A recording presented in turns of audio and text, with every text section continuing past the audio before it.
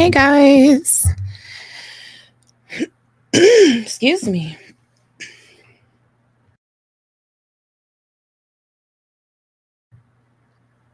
Hey y'all, we're back.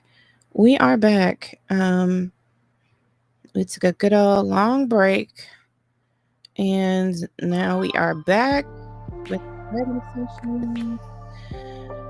I'm cueing the music. Now I'm gonna turn it down just for a moment and just kind of check in with y'all, see what's up, see what y'all doing. I'm gonna put these links in the chat for you. Okay, not that. That's not what I meant to put in there. So as usual, let me know what you are working on. So yeah, what are you working on? Are you working on your book? Are you working on some other work of art to put out in the world? What are you working on tonight? Let me know. It is 10:27 Central Time. I don't know how long I'm going to be able to go tonight, but I'm just going to try to go as long as I can because I really want to get this book done. So yeah, y'all let me know what you're working on. What are you trying to accomplish? Do you have a book that you're working on? Do you have a poem? Do you have a song? Do you have a picture? You know, are you doing a painting? Are you doing a sculpture? I mean, what you working on? Let me know. Let me know in the chat. Of course, you know I am your girl, Delores, the pastor's daughter. And so this is our really chill live stream. I just accidentally turned on my vibration plate, but I guess, you know, I'm just going to leave it on. Y'all probably can't even hear it anyway. But you could probably hear it in my voice that it's on. Like, my voice probably sounds a little shaky. But I love this thing, you guys. Like, it just, for some reason, it makes it a bit easier to sit here. Because it's like just that vibration. It's like it's keeping my body moving, even though I'm sitting here. So I like it, y'all. I highly recommend getting a vibration plate. You know, you never know. You just might get all the benefits that it has to offer. So I'm going to be eating. I'm just now eating a salad. You know, I think this is my first time eating today. I really think this is my first time eating, y'all. And that, you know what, that is so sad. Like, I've been drinking my teas. I've had my coffee with my collagen peptides in it, and you know, the whole thing, you know. So I haven't necessarily been feeling hungry. Oh, and I just had a couple of drinks with my husband.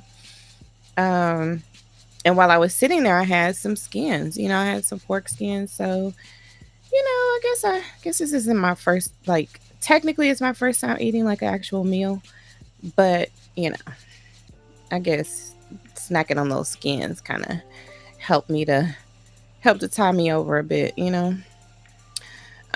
So yeah, like, let me know in the chat what you're working on, and let me also put this in the chat. I want to put these links in here for you just so that you have them quickly and easily to join the School of Discerners. It is a virtual school that I created to help you to discern, to actually put it into practice. You can go on there right now and take the God Discernment quiz to assess your level of discernment proficiency, I guess you can say. And, you know, take the quiz and see where your level of discernment is, and what you can do to increase your discernment. You could take the 7-day God Discernment Challenge. It's right over there on the Discern app. It's the School of Discerners. So it's right there in the chat for you. You're welcome to click on that at any time and go and peruse the app. It's a lot of great information over there. Plus, you can watch the entire series of The Pastor's Daughter, the video illustration. It's the first volume in my memoir series called Provoked. And you can watch the entire video illustration over there on the app. So if you're looking for a good old binge worthy a binge worthy series, then go on over there and peruse that, enjoy that, and let me know what you think. Yeah, and join the app. Right now it's free to join, and we love to have you in our community. So I am going to continue working on what I've been working on, child. Okay. This is book 2. It's called The Pastor's Daughter Objectified. I left off, I guess I was over here making some adjustments to part 3 of the book.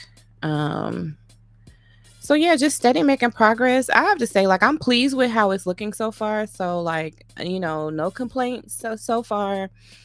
I think it really conveys the message. I believe that a lot of daughters will be transformed by this book.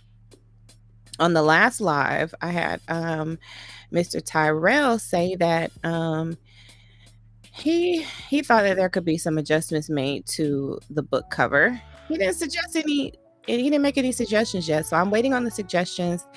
But here is the book cover. Let me know what you think. Let me know if you feel like there should be some adjustments made to it. I'm pretty pleased with it, and I think it really sends a powerful message. I guess at first glance you're kind of thinking like, why on earth is there a toaster on the cover of the book? And this is what I say, it's gonna all make sense. But the title of the book is Objectified. And it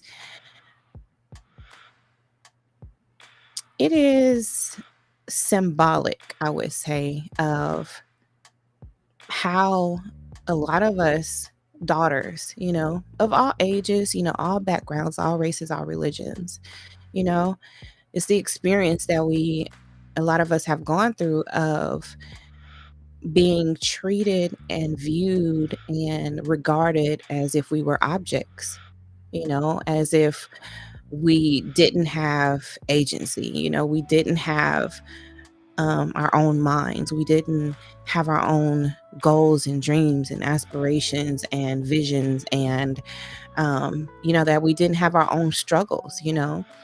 Um, some of us were hurt, and that hurt was disregarded because, I mean, how could you possibly hurt when you're an object? You're no more valuable or no more regarded than a toaster.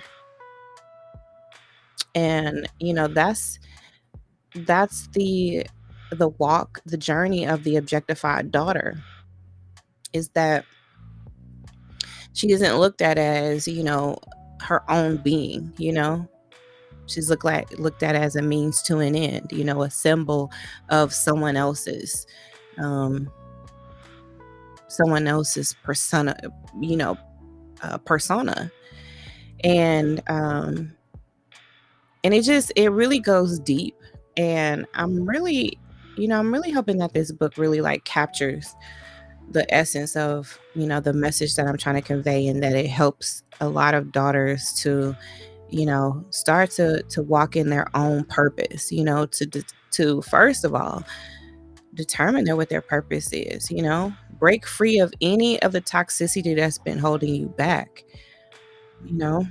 and you do that by realizing that you have a purpose, that you are not someone who is just to be used. I mean, yeah, you're useful, but you are someone who is to be looked at like you are valuable, and there's a difference between being useful and being valuable. A toaster is useful, it toasts the bread, it does what it's intended to do, but it's not really valuable, but a daughter, you're valuable. And and sometimes we don't get that message growing up. We don't, and some of us had both of our parents and we still didn't get that message growing up, that we are valuable. So, I think this book will really speak to that daughter, regardless of her age. I mean, you could be, you know, really 16 to 60 at this point, But I think that this book will resonate more so with women who are probably 30 to 60, 25 to 60 maybe. Um, that's where I can see where, you know, this book will probably really resonate. And even, more so women who are my age who came through, I guess we would call like the baby boomers were our parents, and it's that generation of parents that really won't admit that they were wrong, that they hurt you. It's always a reason, or it's always a like some supernatural um being, that, or some supernatural beings that are at play in this whole, reason why they turned out the way they did. I mean, it's just like it's all the grandiose and all the entitlement and all the things, that it seems like the generation that my age group came from. And so, I think that to that daughter, this is going to resonate even more. So, we shall see. Y'all got to let me know, what you think about it. And like I said, this is intended to be an accountability group, an accountability session where, you know, um, I'm working on, putting this book out into the world, finishing this book. Maybe you're working on something else, And so this is a session where we hold each other accountable. That's the vibration plate. And we just act as if we're all working in the same room, So you guys aren't wherever you are in the world. I'm here in Alabama, and we're all just kind of like virtually together, working towards progressing the kingdom, building the kingdom, putting our work out into the world so that we can create transformation in other people's lives, and in turn transform our own lives. So I am going to turn the music up a little bit, and then I am going to go on mute. And again, y'all let me know what you're working on in the chat, and let's get to work. I'm on mute.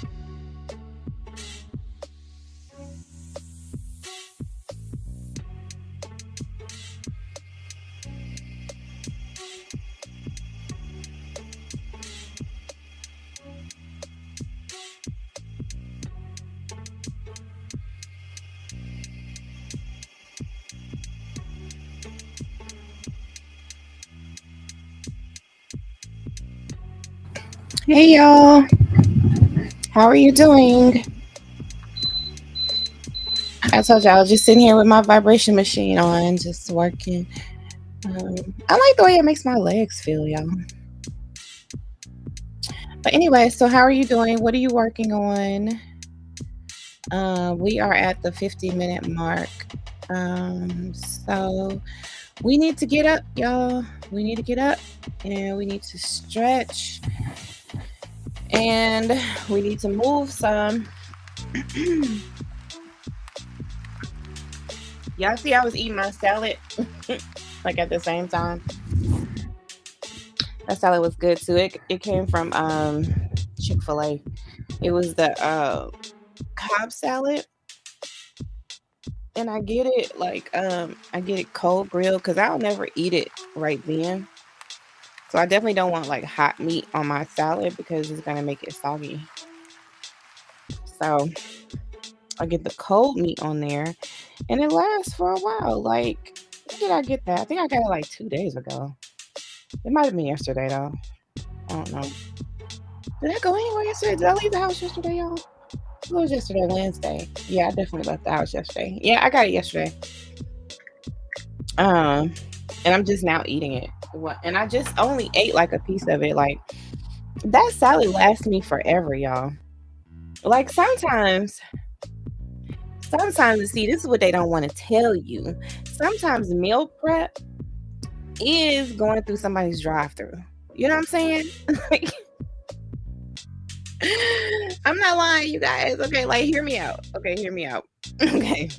Hold on, let me turn this music down because I know it's probably loud in y'all's ear. Hold on. I can't even hear it because I've got the sound going through, like it's going through the microphone, so I can't hear it. But anyways, okay. Excuse me. Okay, so hear me out. Okay. Now, I went through Chick-fil-A drive-through, right? Hold on, y'all. Let me get on my vibration plate. Because I told y'all I like to work smarter, not harder, okay? So while I'm talking to y'all, we're gonna stand on this vibration plate so we can be getting some benefits, okay? Okay. All right, hear me out. I went through the drive-through, right? And I got a cold grilled, see, this is how I say it. I want a cold grilled Cobb salad with the avocado lime ranch. Have y'all had the avocado? Y'all, the avocado lime ranch. If you like that kind of thing, then you'll like it. You know what I'm saying? So I got that. And I think I'm probably gonna eat on it like 3 times. So let's say, dang, how much did that salad cost? Let me see. Y'all want to look it up? Let's look it up because y'all know I got the Chick-fil-A app, right? Of course, I got the app because listen, y'all, I go to Chick-fil-A too much. That's really the only fast food restaurant I go to. But like, I know it's not like too much healthier than the rest of them, but it doesn't bother my stomach, you know. So to me, that's a plus. All the other stuff bothers my stomach. Okay. What did I get, y'all? What did I get? Okay, let me see. Right now, I only got 2,049 points, y'all. Like, I have had so many points one time. Like, let me see what's the highest, like, points. Yep. Yeah, I definitely had over 2,500 or 3,000 points. I definitely had over that. Because I got a free gallon of lemonade before. I even got a free 30 count of nuggets before. Like, y'all, I be getting these Chick-fil-A points. Y'all don't even understand. Let me see. Where's my camera at? Okay, look at it. This is my rewards, y'all. And you get free stuff when you get so many rewards. But you know, I like to let it build up and build up, you know. Okay, I can't see you guys. I can't see what how much that salad was. I'm gonna have to go to like the regular. Okay, let's just say it costs like, no, you know what? I'm not finna do this. I'm not finna do no math because like I'm not good at math. But y'all know what I mean. Like, break that down. Okay, like break it down. I'm not gonna break it down. Y'all break it down, okay?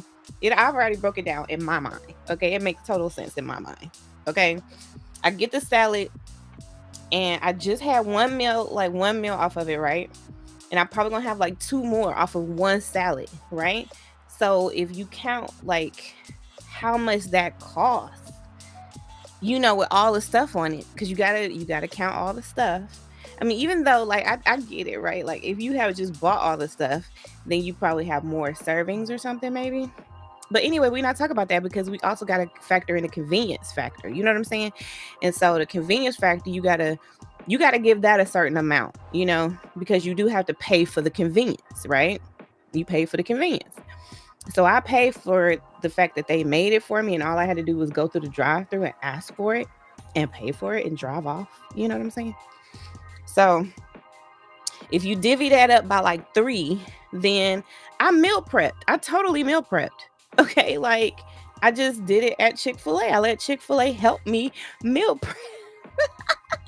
It's all about perspective, people. It's all about how you look at stuff, how you frame it. You know what I'm saying? Like if you say like I went through the drive-through and I ate out, I got a salad, right? So I already made a healthier choice, supposedly, right? Allegedly. So I already made a healthier choice. And then I had several meals off of that one salad, which, once you factor all of that in, plus the convenience, right? Plus the plus all the things that went into it, all the all the fixings, So like once you add all it, to me it the math is mathing. It's totally mathing for me. Okay? It might not math for you, but it math for me. So I don't know. In my mind, that's totally meal prep. You know what I'm saying? But like I have high hopes for this vibration plate, you guys, because everybody talks about it. It's been all over the socials, And I'm not one of those that just always have to have what's, hot in the socials, I'm not one of those FOMOs, like I just fear missing out, so I gotta grab what everybody else grab. But everybody was saying such good things about it. And I just kept seeing it and seeing it, seeing it. And I know that's a strategy, to get you to buy it, by flooding you with it. But like it was like everybody is saying good things about it. Like surely all these people aren't lying, Plus, they say like rebounding is really good for you anyway. And especially if you have like joint issues and you can't do like high impact stuff, like, getting out there and running. And, sometimes walking can be high impact, depending on if you got the proper stuff, if you walking it on the proper, grounding, you know what I'm saying? And sometimes I wonder if like if you go to the track, like where they actually run track, and you like walk on that ground because it's got kind of like a little bit of cushion. Like, is that better for you if you don't have on track shoes? Like if you have on regular, running shoes, like do you like is that a better fit for you to like walk on that type of ground as opposed to like pavement?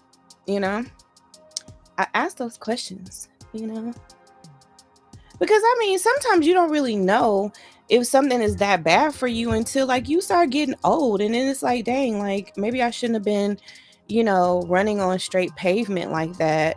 And sometimes you just don't know until you're older, and then you start to like actually pay for the stuff you did in your youth. But sometimes you don't feel it and you don't really know that that's happening to you or that you're going to pay for that later. So I kind of wonder if that's been like looked into. See, I'm one of those type of people that just like, I'm forever asking questions. I just have like questions. I just have a naturally like inquisitive mind, like I just want to know stuff. But like it's not about everything. Like I'm not one of those that just like I just got to know everything about everything. No, I'm not. I don't even have that type of capacity in my brain, But what I am interested in, like I want to know all about it, you know? So, but I kind of just, I don't know, I think I just have a natural, like healthy curiosity of just like a blanket array of, topics and subjects and stuff like that, you know? Are y'all that way? Like, are y'all kind of like just kind of focused on like certain things, like, or is it like if you do get focused on that one thing, do you get like hyper focused? Do you like go down the rabbit hole, as they say, and just deep dive into it, you know? It's kind of interesting. I know, I mean, I don't know this, but I feel that everybody has that something, like everybody has that something that just interests them so much that they could just like it could just consume their time, like they could just can be consumed with it, I think everybody has something, or everybody has the capacity to find it, like to have something, if they look for it. I just hope it's, like something healthy, And that's all I hope. It's just like whatever it is. I don't care what it is for you. I just want it to be something healthy, like that doesn't, or at least it just doesn't harm people, Because some people start going off the deep end with stuff, and it's just like, it's just like calm down because you're doing too much, and it has the potential to, you know, harm people. So just pull back a little bit. Sometimes our curiosity can get the better of us. I just always like ask God for like discernment, discernment on even those things that really like pique my interest, and I can go, do a deep dive and, into it. Like, I think that like maybe that's how some people um get wrapped up in cult type stuff. You know what I'm saying? Like maybe it just consumes them. It's something about it that just takes them over, you know? It's not just that there is some type of like charismatic leader that, is very persuasive and manipulative and all that. But I think that um is like what tips it over. But I think like sometimes people just have a propensity or like a natural inquisitive nature about something. And sometimes they find that thing and it's not healthy and it's not good for them. I don't know. Just think about it. Like maybe I'm crazy. But I'm just one of them people that's just not afraid to ask the question. Like I'm just so nosy like that. I just be want to know stuff. And people be telling me stuff too, child. Like y'all be telling me y'all business. And it's all good, child. You could tell me. You could trust me. See, people don't even be half the time be knowing the stuff that I be knowing. Don't even be knowing I know. And I be like, yeah, I know. Child, they been had told me because they trust me. When I ain't tell nobody, that's why you didn't know. It bees like that sometimes. All right, y'all. We had our break. So let's get back to it, okay? Let me see. Let me turn on something else for you guys to look at other than my work. Do you guys want to watch something? Do you want me to do y'all want to turn on some type of like documentary, something? Like sometimes I like working to stuff like that, Sometimes I like just working to like a real cool documentary. And I got a bunch of stuff that I saved for you guys for us to watch together. So let me see what I got. Let me see.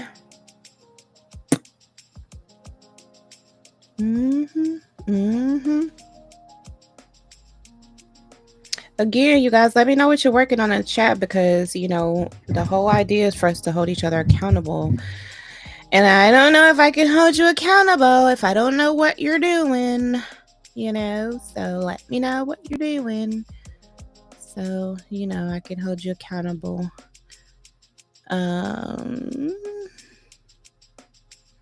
You know what it is? I'm signed into my other YouTube.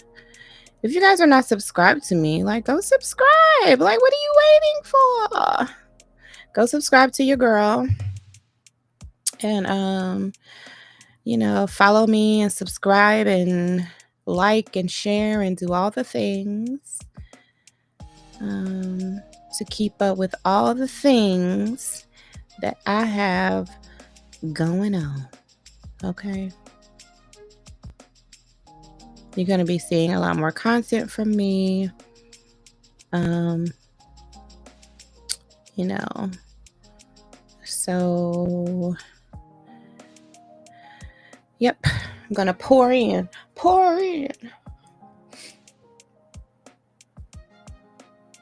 TJ was like, real men pour in. Like, okay, sir. Let's watch Jen's story, y'all. Oh, yes. Let's watch this, y'all. Her the title of her story was Stepdaddy Dearest.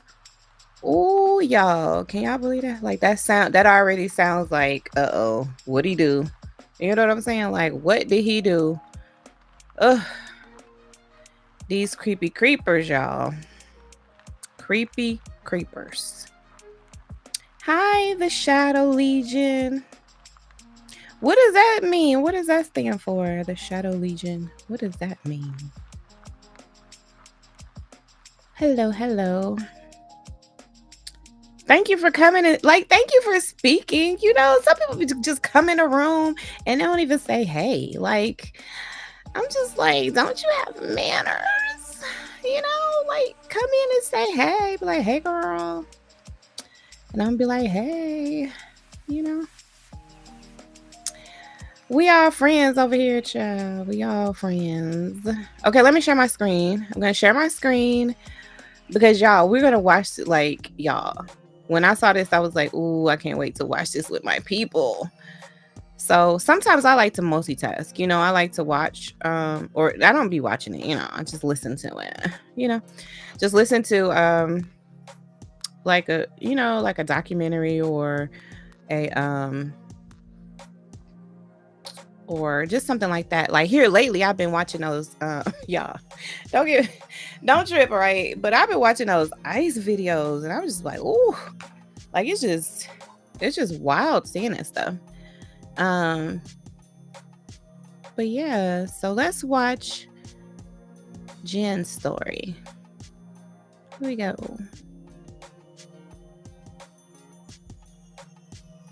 Oh, wait a minute. Why isn't it shared? I could have sworn I shared this. Hold on, y'all. Oh, I know what it is. It's because I'm too big. I gotta minimize myself a little bit so you guys can see this other screen. Let me see, what is this? What is this? There we go.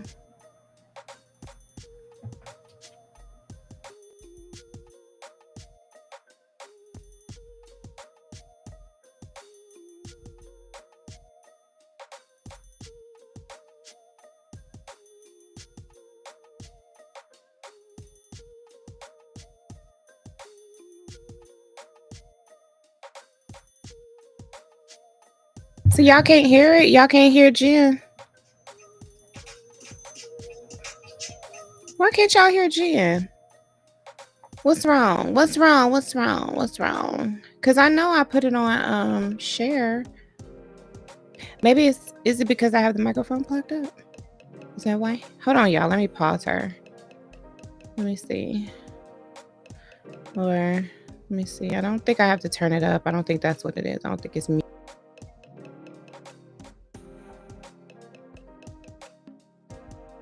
Let me see. It's probably because I have the coming out different. That's probably what it is. Let me see. Let me see. Let me see. Y'all still haven't let me know what you're working on. What are you working on, people? Okay, you gotta let me know so I can hold you accountable, child. So, because that's what the intent of this is to hold each other accountable so that we can get our projects done. We can see our visions through, you know, and put out a great product into the world. And like, why is this mute? Y'all can't hear it, right? Mike, because I could hear it when I turn this on, when I turn on my laptop. I think I have to turn it up. I don't think that's what it. Yeah, like I don't know what's what. To the world. Why? Why is like, this not working? Y'all can't hear it, right? No, y'all can't hear it. Why is it mute, you guys? Help me. Help me. Because it is on mute. Look. Move, move, move, move. Right there. Right? Why didn't y'all tell me it was on mute? Texas. You know what? Y'all. Oh. I be asking y'all. I was like, what is it? What's going on? Tell me what's going on. Y'all ain't say nothing. Nothing. All right, you guys, I'm going on mute and we're going to listen to Jen.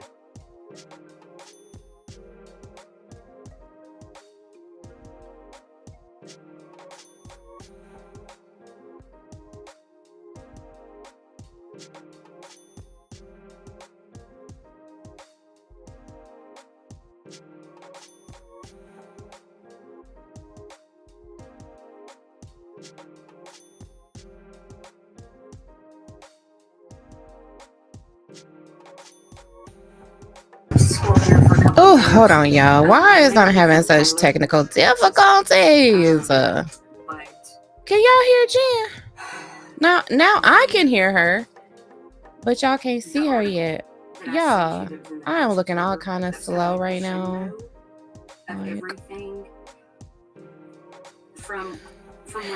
I don't get my life together. Hold on, let me mute her. I mean, let me stop the video first. Because I want to hear what she got to say.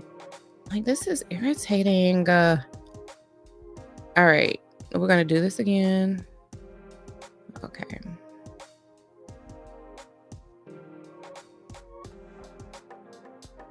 All right. Where you at, Jen? But... All right, Jen. Yes. Jen, where are you from? Where did you grow up? Well, I was born in DeRidder, Louisiana, but I grew up in East Texas, a very small town in East Texas. When we finally were able to get out of that town, we went to somewhat of a bigger town, went to school there for a couple of years. I'm mainly from Tyler, Texas, but the article that I sent you that was in the Dallas Observer, that was kind of the crescendo of everything from when I was 4 years old, as early as I can remember. And it may even be earlier than 4 years old, but so much led up to that by the book write-up in the Dallas Observer. And you want to tell us that story? Yeah. The Dallas Observer, or when I was 4? Just your whole... Yeah. Well, I tell you what. So I've been in counseling now. Finally, I've been in counseling for about 3 years. And I recall my mom saying a counselor's never going to get through her head. You know, she wouldn't be able to settle down. She wouldn't be able to relax. Nobody could put her under a trance or anything like that. But so much had happened in my life, along with my mom's life, that I felt like I wasn't only dealing with my issues, I was dealing with my mom's issues. And so when I got into counseling 3 years ago, I was doing this specific type of, I don't know what it's called, it's EMDR, something like that. And it started bringing back memories that I had shoved so deep down inside. And one particular memory, I was young, and at the time I lived with my mom and my stepdad. My biological father wasn't in the picture for the first 20 years, but I don't hold that against him whatsoever. I know a lot of people hold family members accountable for their actions, but that man, my biological father, is the most amazing man I've ever met, and I met him when I was 20. Unfortunately, I was with my stepdad from, an infant until 17, 18 years, and then I met my biological father when I was about 20. But I remember, I believe I was about 4 years old, and my stepdad and my mom, my stepdad's name was Jerry, Jerry Goad, and so I will try to refer to him as Jerry, because my biological dad, his name is Terry. So Jerry and my mom decided to open a bar in this super small town that we lived in, and I remember going there every day. I remember seeing, this is aging me, I remember seeing the jukeboxes and the pool tables and the dance floors, and I remember, as young as what I was, I could read the Tom Collins mix on the bar, and I'm helping them fix this bar up, and here I am 4 years old and not thinking a thing about it, and at the time, just head over heels as much as you possibly could for your dad. You know, I didn't know, I was too young, I didn't know anything about him, I didn't know what he was doing. So he got that bar opened, and my next memory, while that bar was open, we lived in a single wide trailer, and I'm not knocking anyone that lives in a trailer, but we had, I think, 8 or 9 people in this single wide trailer that was 2 bedroom, 1 bath. It was myself, my great grandmother, my mom, my dad, Jerry, my brother, Jerry's stepson. And so maybe it was 6, but in this 2 bedroom, 1 bath trailer. And I remember being outside one time, and literally this is when things just started going south, and I was about 4 or 5 years old, and I was outside. We had a dog. I've always loved dogs, and he just walked right over to the dog in front of me and just shot the dog in the head. And I remember crying hysterically and asking him, "Why did you do that?" And he just said, "Well, I didn't like that dog." And so it went from there. You know, some weird things happened. I mean, I would watch him siphon gas tanks out of cars because we didn't have any gas in our cars. But one thing that really my counselor took me back to was I was about 4 or 5, and I was standing at the window, or I was in a chair up in the window, and a police car came into our driveway, and they handcuffed Jerry, my stepdad, and my mom has always been my savior, always, but me being so young, that's my dad. And so I just remember banging on the window, not knowing what was going on, just banging and banging and banging, and I'm screaming and I'm crying and I'm, "Daddy, where you going? You know, what's going on?" And Mom's not saying much of anything, I think because she's trying to keep me sheltered, and I'm 4 or 5 years old.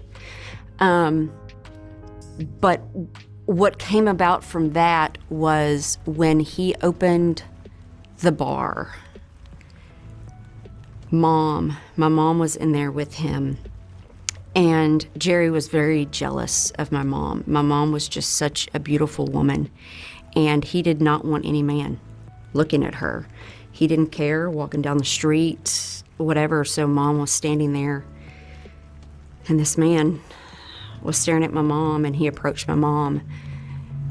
Jerry just pulled out a gun and killed him right there. And so that's how I think the police officers that's why I think they initially took him. But he had a really high-profile defense attorney out of East Texas that got him off. That was self-defense. And looking back on it now, even though I wasn't there, it wasn't self-defense. There was no self-defense because he was a loaded gun. Jerry was a loaded gun. It did not matter what happened, what we did, what was said. He was ready to go at all times. We had all kinds of people that would show up at our house, and he would tell me, he called me sis. He goes, "Sis, you need to go inside." And of course, me just being always so inquisitive, I would look out the doors, and I'm trying to figure out, I'm not saying as a child, who the hell are these people? But you just get a feeling. And so not only did we have that going on around us, but Jerry, and this is so embarrassing for me to say, Jerry was a cockfighter. He fought roosters. And I was embarrassed by that even at that young age. To this day, I cannot stand chickens. I don't want to be around them. I don't want to hear them. But he would drag me to these cockfights, and you would just see the remnants of these half-dead roosters just all over the place, and it's freezing, and it's 2 and 3 in the morning, and I just want to go to sleep, and I'm 4 or 5 years old, and sometimes nobody's watching me. I mean, there's just strange people everywhere, and I was taught from a young age to keep your guard up, to always watch your back. And so that's what I did. And we had that going on. Somehow we finally moved from that house in Jacksonville. He got off on the charges of murder. We moved to Tyler. And I remember being in the back seat of his car. And all of a sudden we get pulled over, and he gets handcuffed. And a police officer opens my back door, and he said something like, "Sweetheart, I need you to come with me." And I started crying, and I was like, what's going on with my dad? You're taking my dad again, and he said, "Look, we're going to take you somewhere safe." And so he ended up taking me to Jerry's defense attorney's office. And still to this day, and I'm 50, so 46 years ago, I remember sitting in like a basement area at this attorney's office, drinking a Coke and eating Pepperidge Farm Brussels cookies. And I've been in love with those cookies ever since. But anyway, he finally got out of jail. We moved into a house. My mom wanted to be a nurse. She was very independent, and that has spilled over into me. But Jerry didn't want that. He wanted to be the control freak. And so they argued. She registered herself for nursing, and he literally destroyed her nursing books. And I remember seeing them just going at it in front of me. It's like as much as I love my mom, they didn't give a damn what kids were where. I mean, they were going at it. And so I remember being terrified. But I also remember, and this was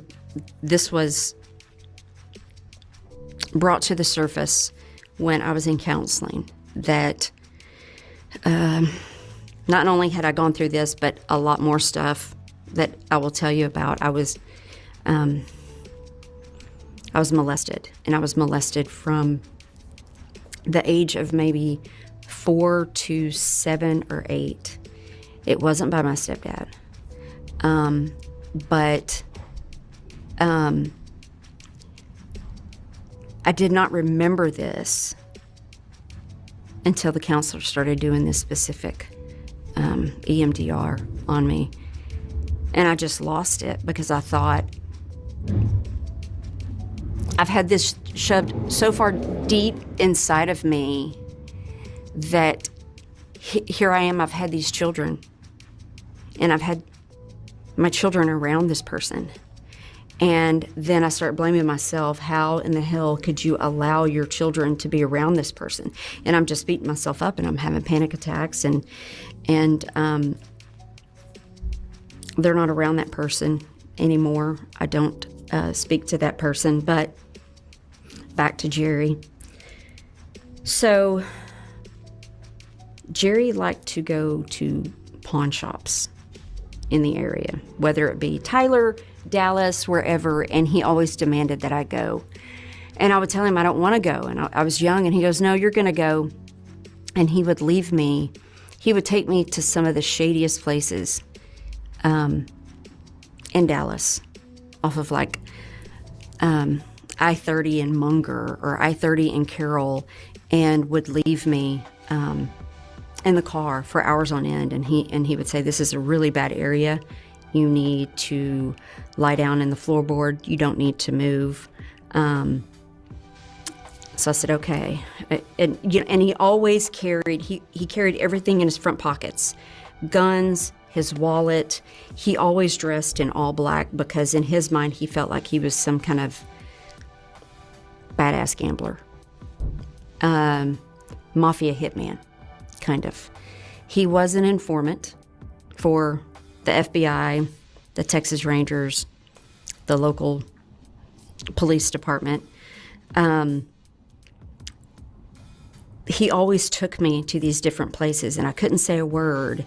And don't tell your mom that I took you here. But on the flip side of it, he would always dote on me. He was always talking about, she's so smart. She's really going to make something of herself one of these days. And then 4th grade hit, and we lived in this house, and my great-grandmother lived with us, and it was his grandmother. There was no relation, but she was the only grandmother that I had. Unfortunately, I met my biological dad's mom maybe a year before she passed, and that hurt me really bad because I could see the care in her heart, and I had never had a grandparent because my mom's mother was just, if you've seen that movie Mommy Dearest, no wire hangers kind of thing, that's how my grandmother was with my mom, and just wake her up in the middle of the night and just drunk, pilled up, beating the crap out of her, making her get up and making her fried green tomato sandwiches. And when Mom finally grew up, she goes, I'll be damned if I make another fried green tomato sandwich. I haven't had a fried green tomato sandwich, but anyway, so we're at this house. I'm in 4th grade, and all of a sudden, my stepdad says, hey, I need you guys all load up and take Grandma to her daughter's house in Dallas. Okay, fine. It was a weekend thing, fine. We were getting away from the house. Well, we came back that Sunday, and our house was burned to the ground. Like, nothing left. Thankfully, our dog was there, but there was nothing left. And I remember just bawling my eyes out and being in 4th grade and thinking about, all of the things that you had in there, all your babies and your Barbie dolls and all this kind of stuff, and it was all gone. And he didn't seem concerned about it at all. And so I kept trying to figure out, what is going on. And so we had to stay at a hotel for a while. He And my mom has passed, but I remember my mom telling me that he would get so mad at her for merely looking at another man that when he was driving, Mom said that he reached over and opened up the passenger door and was trying to push her out as he was driving, and she was fighting him tooth and nail not to be pushed out onto the street as he was driving. And she finally got back in the car, and it was always something like that. So we go from living just in this, we go from a trailer to a house out on the lake, but not really on the lake, because it's a small pier and beam house. It gets burned down. It takes us a couple of years to build this other house that was in Brownsboro, because I actually ended up graduating from Brownsboro High School. So we built this house, put in a pool. Back then that was cool. I mean, hey, let's all go to Jen's. She has a pool. And out of nowhere, one night he says, hey, why don't y'all go bowling? And I remember looking at him thinking, because he was just a strange man. And I remember looking at him thinking, why is he wanting us to go bowling? But it was slowly clicking, but not really. Like the dots were starting to come together. But I said, all right, love doing stuff like that. A big group of us went bowling, including my mom. And I feel like this is like an homage to my mom, because I lost her, and she had so much to tell about him, and she wasn't able to tell it, but because I paid so much attention, and I still do it to this day. I overly pay attention to things. I'm overly literal. I'm always watching where I'm going. I'm always figuring out, staring at a person like, okay, that sign right there is a sign that he's lying. Or, oh, she's twitching her lip a certain way, she's lying, or whatever. So anyway, we come back. I'm the first one that walks into a game room, because we had a garage and then a game room. Then you'd walk out to the pool, and then you'd walk into the house. And so I was the first one that walked into the game room, and there was just random furniture in the game room. And I looked back at Mom, and of course it scared the crap out of me. I was in 6th or 7th grade at the time. And I said, Mom, what's going on? And she said, I don't know. And so we go into the main house, and the house is just destroyed. Stuff is everywhere. And I'm crying because I'm thinking, oh my gosh, my house burned down a couple of years ago. Now our house has been robbed. And I look up, we had one of those old school entertainment centers, and I looked up, and pictures of me had been stolen. And I went to my dad, Jerry, and I was like, crying. I go, oh my gosh, they've stolen pictures of me. And he was like, oh my gosh, they did. And he didn't seem too surprised about it all. And so the cops get out there, both of the fire and the robbery, I ended up figuring out later, insurance purposes. But he was into to bookies also, and he was into using anybody's identification to get us a phone number. Like back then, they really didn't check your social and things like that back then, and so he would use my social to get us a phone number. He would use my mom's social. Our phone number was always changing. And so all of a sudden, we had this electric gate in front of our house. We lived on a couple of acres, and we had this electric gate, and outside the gate was a microphone. And the microphone would go out. You could hear it in the house, and he would yell out, nobody move. And so really nobody would move.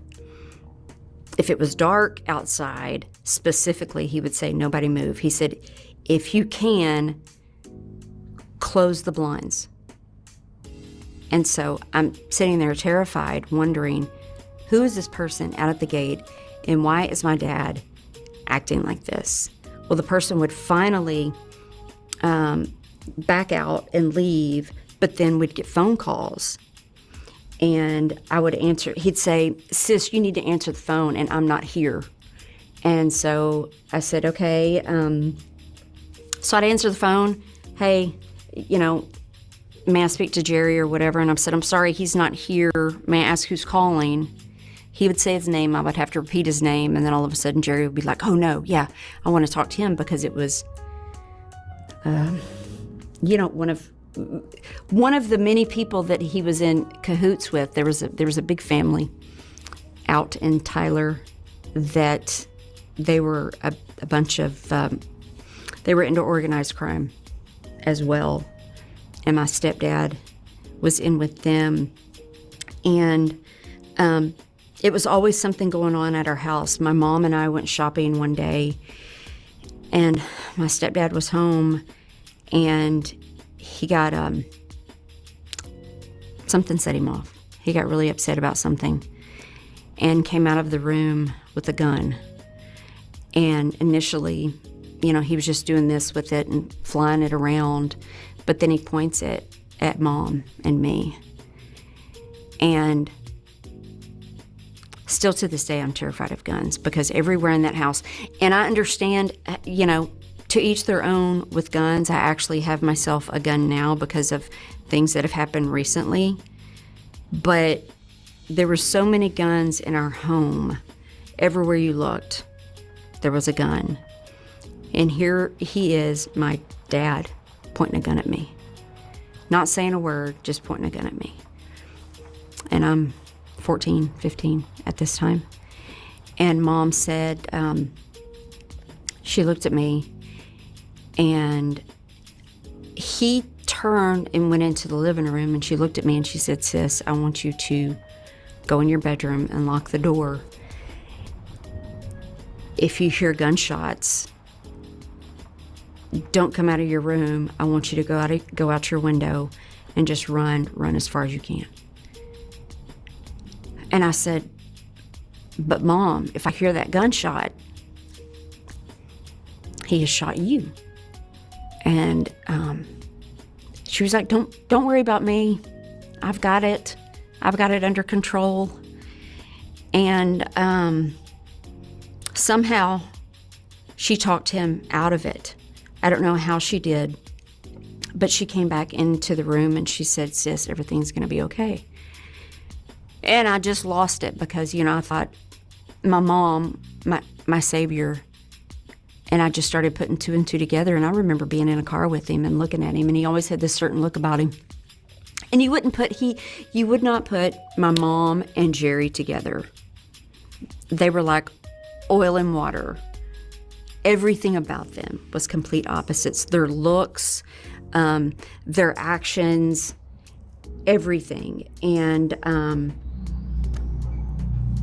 Mom finally came to me and said, "Enough is enough." But he always said, "If I can't have you, nobody can have you." And I've heard so many people say, "Why can't you just get out of the situation? Why can't you just leave?" And a lot of the times when people are in those situations, they can't just leave, because that person, like Jerry, would say, if you call the cops, I will know you have called the cops before they get here, and you're not going to like it. And so I was just stuck. I didn't know what to do. Terrified, still dragging me around to different places, even as I'm getting older. My mom finally got her nursing degree, and she was working our bills. The only way our bills were being paid was by Mom's job. He never held down a job. He never filed taxes. He owned a jewelry store, but he was dealing drugs out of that jewelry store. And the way I figured that out was, I remember looking through one of our old pieces of furniture, and I found these brown glass vials. And I'm naive, and I'm like, what the hell are these? But he would put his drugs in there and use his jewelry store as a cover to sell his drugs. But mom came to me and she said, we've got to get out of here. And I said, Mom, how are we going to do this? And she said, when he goes out of town to fight his roosters, we will leave. And Mom went to my great-grandmother, who was living with us, and she said, Grandma, do you want to visit your sister for a few days? And Grandma was like, yeah, sure.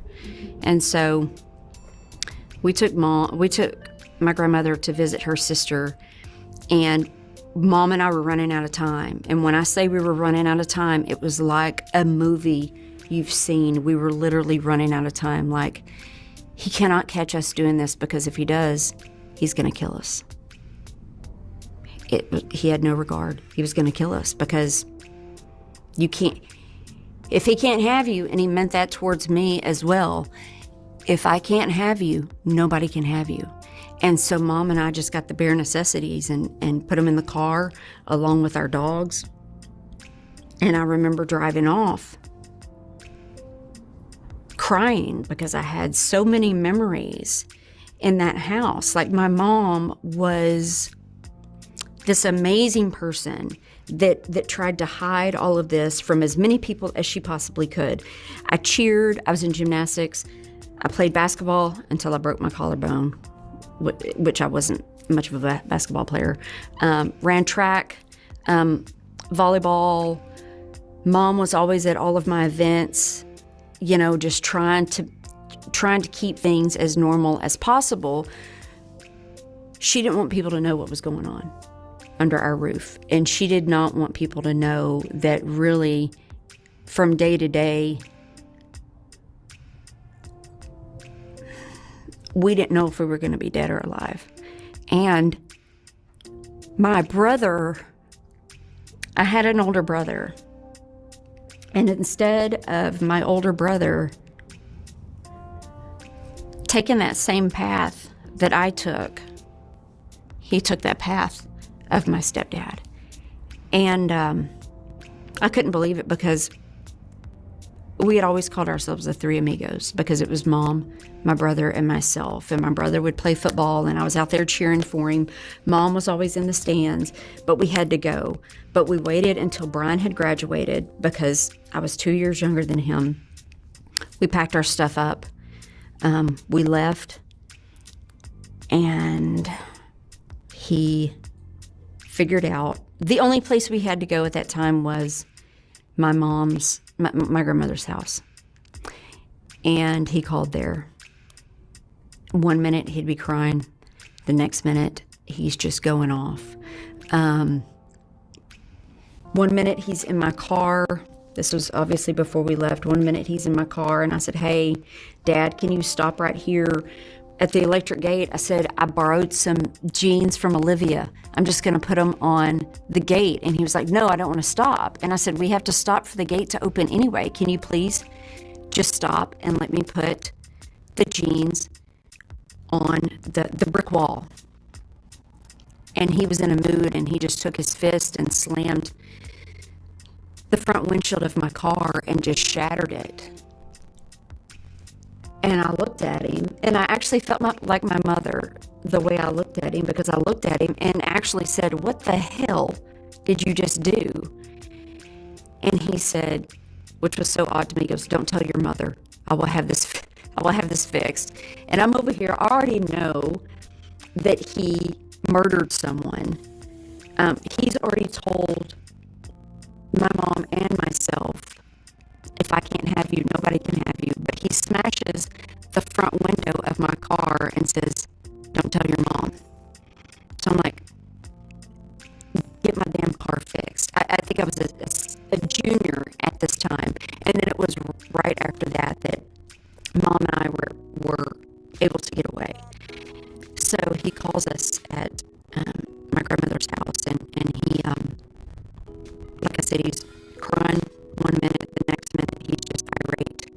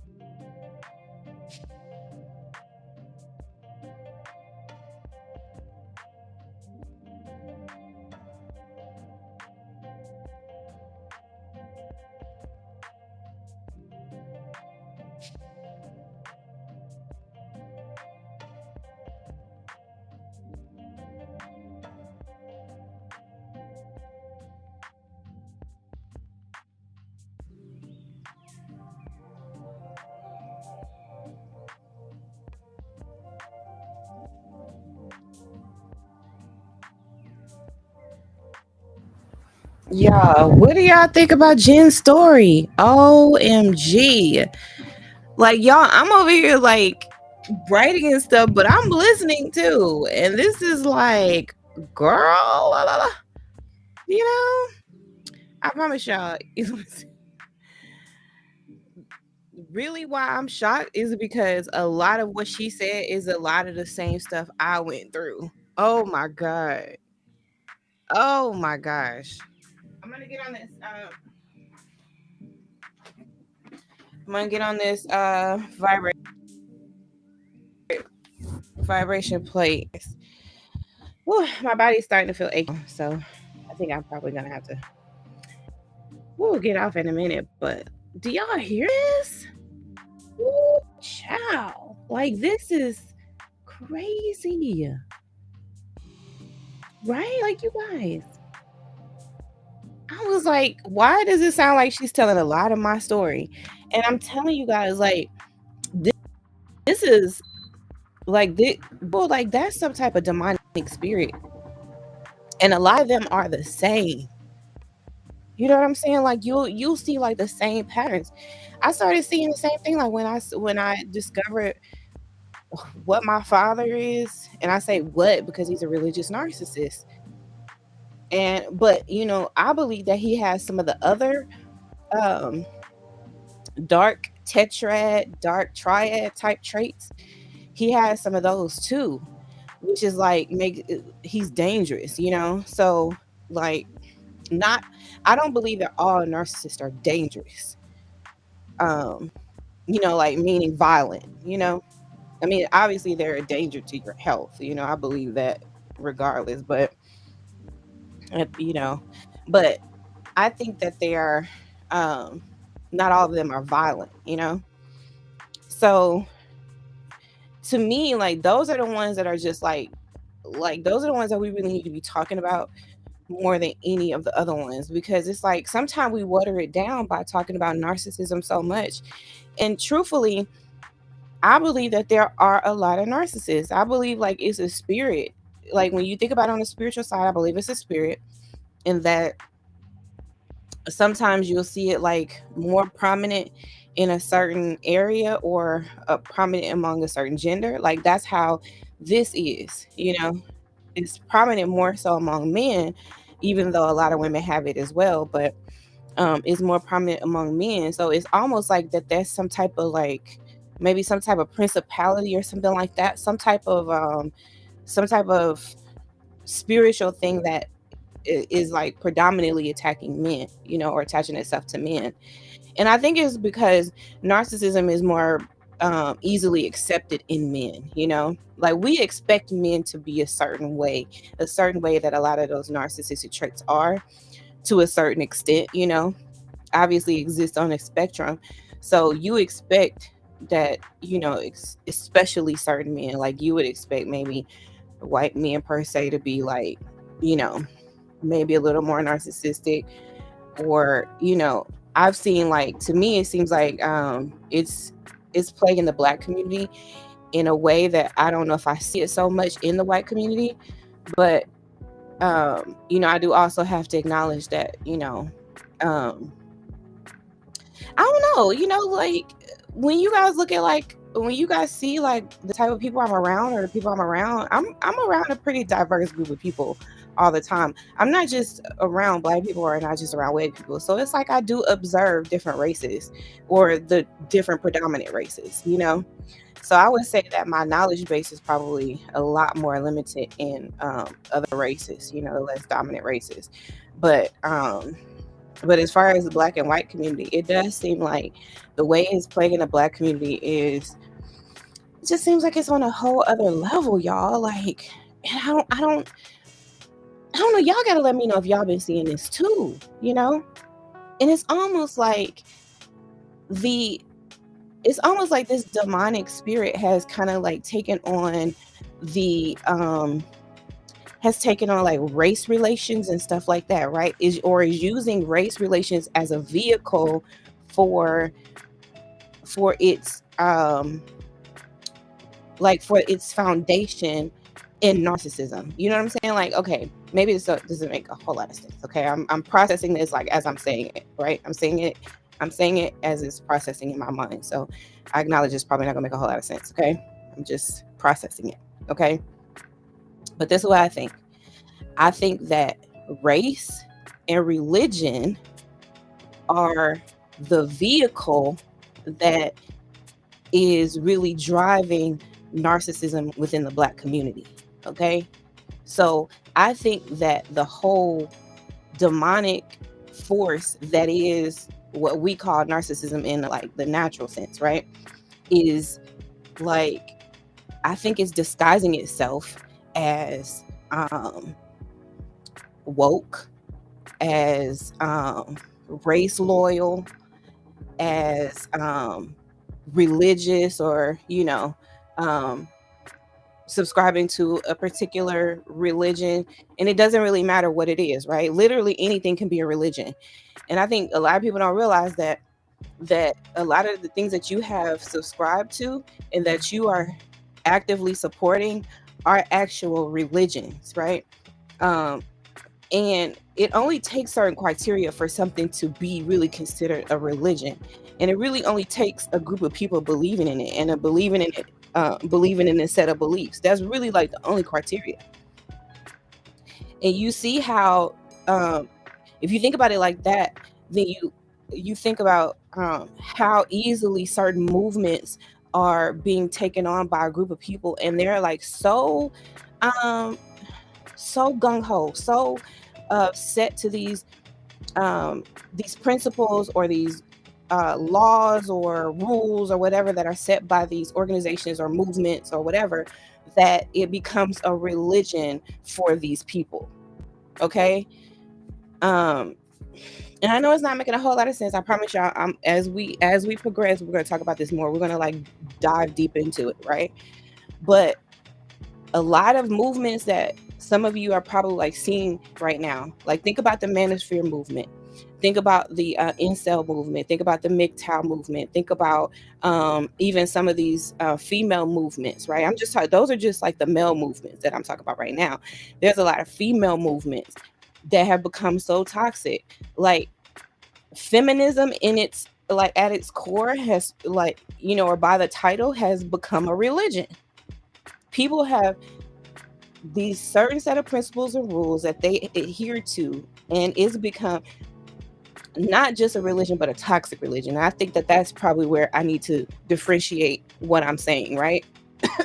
Because some of y'all hear me say religion and automatically think, oh my God, like she's talking about Christianity or something like that. But no, I'm specifically talking about when these beliefs turn toxic, because there is toxic Christianity, and that's what I was talking about earlier, how I was saying I don't even want to identify as Christian anymore because it's become so toxic. Like the demons or whatever, demonic people have really like taken over the whole title of Christianity to where it doesn't mean what it's supposed to mean. When you say it, it doesn't have the meaning that you think it has. Most people now just think of Christianity as being toxic, as like covering up wrongdoing, as protecting its leader at the expense of everybody they victimize under them. I mean, like, it's turned into like people who just subscribe to a certain set of rules in the Bible but totally disregard other ones, at their own will. Like, it's turned into like some real toxic stuff, right? But you can also see the same thing happening in a lot of these movements that originally started off good, right? Black Lives Matter turned into a religion, right? It might have started off good. I don't even know if it started off good, now that you look back at it, I don't know. But on its surface, it started off good, but it turned into something very toxic. It turned into a religion. It turned into like a cult type thing, where if you didn't agree with certain things, or if you saw things that looked like they were toxic or like they were going, to a certain bad place, if you said anything about it, you would be attacked. I mean, think about how people are about their certain beliefs, and people have like even elevated, people who either like spew these types of beliefs or have developed themselves, you know. So now these people get elevated to like almost like they're gods, you know. And people will literally like they will take you out over this. You know what I'm saying? Like if you come against their leader, their belief, their movement, their, you know, whatever it is, like they will literally take you out over it. So and you can see the same thing that's happening with a lot of stuff in Christianity, a lot of stuff with other religions that are like top religions. But don't think about religion just in the terms of um, Christianity or Catholics or Jews. You know, like don't think about it just like that. You got to think about anything can literally become a religion, literally. And right now, because people are just trying to be part of something, people want to belong to something, people want to believe in something, like it's easy to manipulate people. And people just don't have like their discernment is just not there to really be able to like see through these types of manipulations. I mean, they're just not wise to it, you know? Um So, you know, like you see a lot of these like um gurus and stuff like that. Like y'all, like those are the pastors of today, you know? Like these some of these life coaches, these gurus and stuff that be on social media, they have become the modern day pastor, you know? Like a lot of people have already left the confines of a church and now their church is their particular social media content creator that they subscribe to. Like seriously. And when you think about it, there's a lot of men who are in leadership in the church, and you can see where you know that religious narcissism where it hits men more so. But if you think about it, how narcissism hits, or this even religious narcissism, because again, think anything can be a religion. Okay, so what they're doing is using that narcissism, driving it in by religion, or basically like let's say this whatever they're spewing is a pill or some type of poison or whatever, right? What they're doing is encapsulating that poison into religion, right? So you look at it on the surface, it just looks like religion, it looks like a belief system that you can get down with, right? But really what's in it is manipulation, control, threats, getting you to do things that aren't God's will, you know. Most of the time they aren't even your will. I mean, and you want your will to line up with God's will, you know, at the end of the day. So if they're against God's will, then against your will, you know. But you know, these are the types of things that people do. And right now, it seems like it's really driven by a lot of greed. You know, a lot of people are just trying to get rich off of other people's traumas, off of their you know, off their pain. And just because a person doesn't know, you know, some people don't know that they're being manipulated or they're being deceived and stuff like that, that doesn't mean it's right, you know. And if I see it and my discernment is at a, you know, a higher level than the next person, I see that they're being deceived, and like I just can't like not say anything. Like it just doesn't, that's not right. That don't sit right in my spirit, you know. It just doesn't sit right in my spirit. And I know that, you know, that's not going to be everybody's mission, you know, not everybody's purpose, but it just so happens to be my purpose, because I was seeing my father do those things in the church, and it bothered me. It really bothered me. Like it bothered me spiritually, it bothered me to my core. And so I was telling y'all yesterday that sometimes, or many times, you will find out what your purpose is by knowing what is bothering you the most, because usually what's bothering you the most is like your purpose is wrapped up in it. Because like, why is it bothering you? Obviously it's because it's something that you need to fix, you know, a problem that you're seeing in the world. You don't usually, like, you're not gonna usually get angry and all of that and get so bothered by what's right. You know what I mean? You're gonna get bothered by what's wrong. And if you're getting bothered by what's right, then lay hands on yourself and pray, child, okay? Because something's wrong with you. But what's gonna bother you is what's not right. What you see is as a wrongdoing, as a you know, as basically as something wrong. And so you're going to, you know, like what if it comes natural to you to be bothered by this, then maybe that is where your purpose lies, somewhere in there, you know. That's what I discovered about myself. And, so that's how I was able to discover what my purpose is. And so, I encourage you to do the same thing. I think you're just like lost. And like, it's like, what are you living for if you don't know what your purpose is? So it's like, that should be your first and foremost mission in life. It's like, ask God what your purpose is, discover that, like, be on a journey, on a mission to find out what that is. But I don't think it's going to be too hard. Like, once you just decide, like, I want to know what it is, because you're just going to be like, okay, what's making me mad? You know what I'm saying? What stirs my spirit and it just vexes my spirit and I just can't take it? That's probably what your purpose is. I'm telling you, it's really just that easy. It's that easy and it's that hard at the same time, at the same time.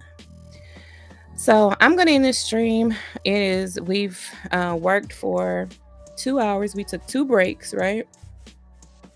So we're doing good. We're making progress, right? So we'll be back tomorrow and we'll be back at it again. Steady making progress on our goals, on our purpose. We are creators. And so we're creating. Okay, like it's really that simple. Okay, so I love you guys. Thank y'all for hanging out with me. I hope that you were as productive as I was. And y'all let me know as soon as you leave. Please go ahead and like the video, and so that other people can discover this cute little accountability group, and so that we can help others to get their stuff done, to be productive. All right. I love y'all. And remember, you are important to me. I need you to survive. I love y'all. Bye-bye for now.